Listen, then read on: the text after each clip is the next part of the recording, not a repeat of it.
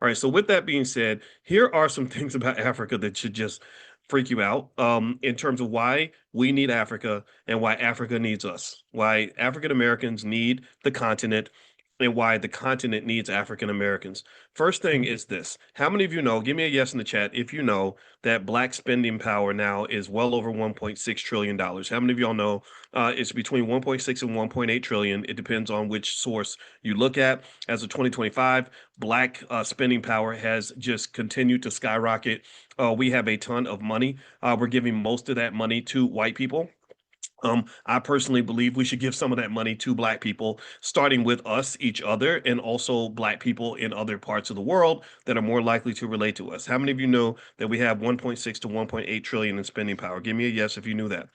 Number two, how many of you knew this? Maybe you didn't know this, but check this out. Did you know that if you were to look at the wealthiest or the highest gross domestic product countries in Africa, there's 54 countries. If you were to look at the countries that are the richest countries, did y'all know that African American people have a spending power level that exceeds the gross domestic product of every single country in Africa? Did you know that? Literally, if we were an African country, we'd be the richest country on the entire continent of Africa by a long shot. By a long shot. Ain't even close. It's Michael Jordan versus Gary Payton, right? It ain't even close. Okay, there's not so we are if we given that we can embrace some of that, right? I know there's a whole conversation about what they call delineation and making sure that we as African American people, descendants of slaves who built this country, get our just due and don't let anybody get in the way of that we get our reparations, we get all these things that we deserve in America, the country that we built.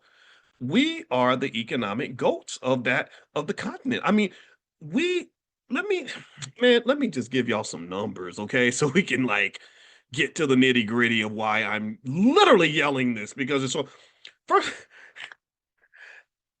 African American people, again, we have that 1.6 to 1.8 trillion in spending power. I can't remember if it's 1.8 or 1.6.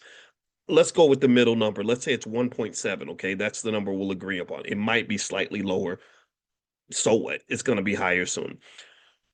The richest country in Africa has a gross domestic product. That's South Africa, has a gross domestic product of $410 billion. $410 billion. That's less than one fourth of black spending power. Do y'all understand when I tell you that we dominate?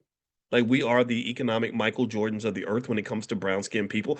First of all, can we take a moment and kind of breathe on that a little bit and give ourselves some credit? I know we like to cuss each other out and talk down on ourselves and get mad about what we haven't done right.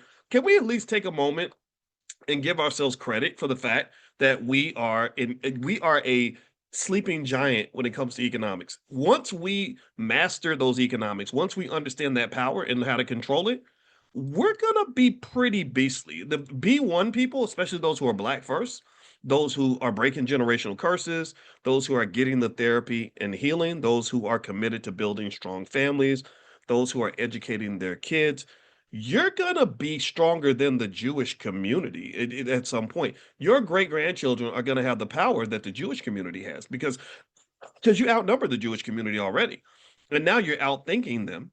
Because again, I'm a finance professor. I taught thousands of Jewish kids, and they're not bad people, but they're not us.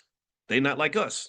So at the end of the day, I need you to accept the idea that you're supposed to dominate this sucker. You're supposed to win. You're going to win. Your grandkids are going to win.